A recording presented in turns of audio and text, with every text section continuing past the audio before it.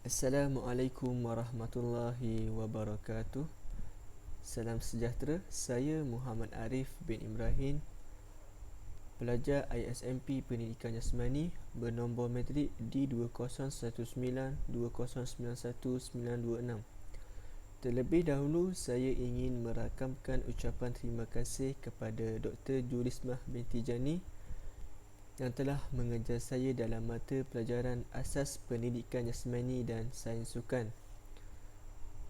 Okey, saya akan membentangkan satu tugasan yang bertajuk Kerjaya dalam Bidang Kesihatan dan Kecergasan, di mana ini merupakan pentaksiran akhir bagi mata pelajaran ini. Pertama sekali, sebelum saya meneruskan dan menceritakan contoh kerjaya dalam bidang kesihatan dan kecergasan, saya terlebih dahulu ingin bercerita tentang apa itu kerjaya, apa itu kesihatan, dan apa itu kecergasan. Bagi pengenalan bagi kerjaya, kerjaya ini merupakan pekerjaan yang dilakukan oleh seseorang dalam kehidupan beliau, di mana beliau bekerja untuk mendapatkan wang untuk digunakan dalam memenuhi keperluan dan mendapatkan kesempurnaan hidup. Kerjaya ini juga ada pelbagai bentuk, dari segi bidang, tugas, tempat dan masa serta identiti seseorang. Bagi kesihatan, apa itu kesihatan? Kesihatan itu berdasarkan Badan Kesihatan Sedunia WHO, kesihatan ialah satu tahap atau keadaan di mana seseorang individu itu mempunyai kesejahteraan yang sempurna dari segi fizikal, mental dan juga sosial, dan bukan semata-mata bebas dari penyakit atau tidak berdaya. Menurut Kamus Dewan, kesihatan adalah berhubung dengan sihat, kesegaran, kebaikan keadaan badan dan lain-lain lagi. Bagi kecergasan pula, kecergasan adalah keadaan yang sihat yang membolehkan individu melakukan aktiviti harian dengan bertenaga, di mana mengambil bahagian dalam kepelbagaian aktiviti fizikal dan mengurangkan risiko masalah kesihatan beliau. Ia mempunyai komponen-komponen berikut. Saya akan memberitahu 4 komponen dalam kecergasan.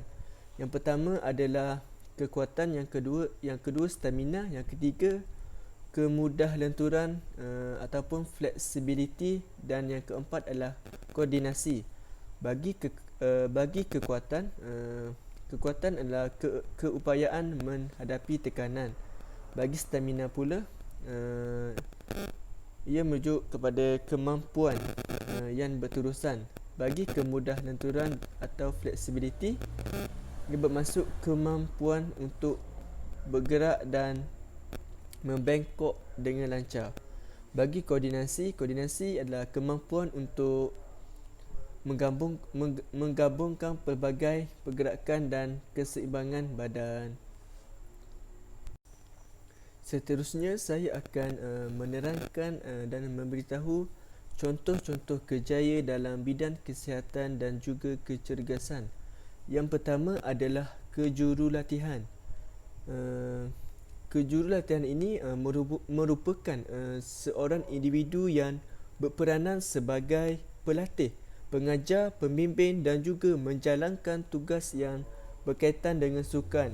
Antara ciri-ciri jurulatih yang berjaya adalah berfalsafah kejayaan, berpengetahuan, beretika dan komitmen yang tinggi. Selain itu juga, jurulatih juga berperanan sebagai pendidik, pembimbing cara, pendisiplin, pekerja sosial dan juga boleh dianggap sebagai rakan ataupun kawan. Yang kedua, contoh kerjaya dalam bidang kesihatan dan juga kecergasan adalah pegawai kesihatan. Seperti yang kita tahu, pegawai kesihatan ini dapat meningkatkan taraf kesihatan rakyat Malaysia melalui formula-formula polisi yang efisien dan cekap serta memantau perkhidmatan yang disediakan oleh pelbagai agensi kesihatan. Selain itu juga, pegawai kesihatan ini juga bekerja dalam membantu individu untuk mencapai satu taraf kesihatan yang baik supaya membolehkannya menjalankan kehidupan menjalankan kehidupan ekonomi dan sosial yang produktif dan menyediakan perkhidmatan dari segi pencegahan, rawatan dan juga pemulihan yang efektif dengan memberi tumpuan kepada golongan yang kurang bernasib baik. Akhir sekali, pegawai kesihatan juga dapat mengembangkan sektor penyelidikan dan pembangunan kesihatan. Contoh yang ketiga, ahli terapi. Seperti yang kita tahu, saya bagi contoh ahli terapi fizikal. Ahli terapi fizikal ini adalah dalam permintaan dan akan untuk beberapa waktu. Ahli terapi fizikal ini tugas dia adalah merawat pelbagai kecederaan, tetapi banyak pakar penjagaan dan rawatan kecederaan sukan. Mereka yang menupukan pada perubatan sukan dan ortopedik bekerja dengan atlet rekreasi dan profesional. So, ahli terapi fizikal ini juga adalah sesuai dalam kerjaya dalam bidang kesihatan dan kecergasan. Saya ingin menyambung sedikit dalam ahli terapi fizikal, di mana ada satu fakta di mana pakar terapi fizikal di Amerika Syarikat sekarang mesti luluh dari program terapi fizikal yang terakreditasi dan lulus ujian pelaksanaan negeri. Dalam beberapa program sarjana dan kedoktoran digabungkan menjadi kurikulum. Di pihak lain, kita dapat menerima dengan ijazah sarjana muda dan kemudian menjalankan program DPT 3 selama 3 tahun. Selain itu, kita boleh menghabiskan tahun tambahan dalam program residensi setelah mencapai DPT untuk belajar khusus. Terdapat 8 bidang khusus klinikal termasuk sukan dan ortopedik. Panjang pendidikan ini boleh tahan juga, tetapi jika kita berkhidmat dengan Jabatan Hak Ehwal Veteran untuk tempoh masa selepas tamat pengajian, kita boleh mendapatkan manfaat daripada program pengampunan pinjaman. Akhir sekali, saya akan menyinaraikan satu contoh ahli kesihatan dan kecergasan, di mana beliau bernama Dr. Didi Mahmud.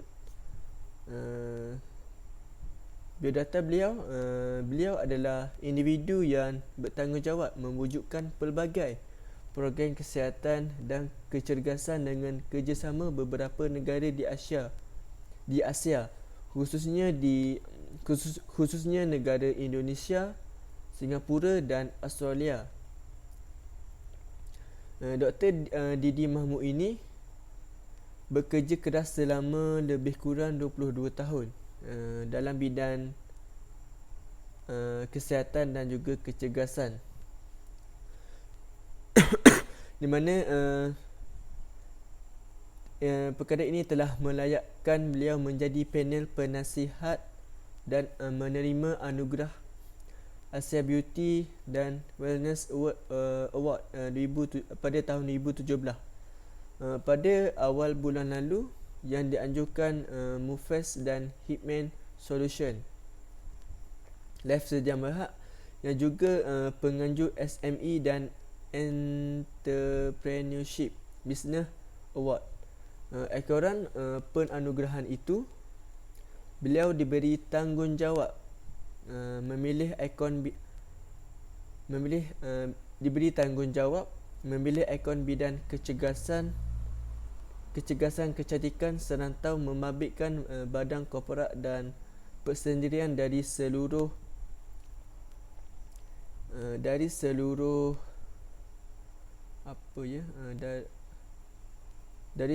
Asia.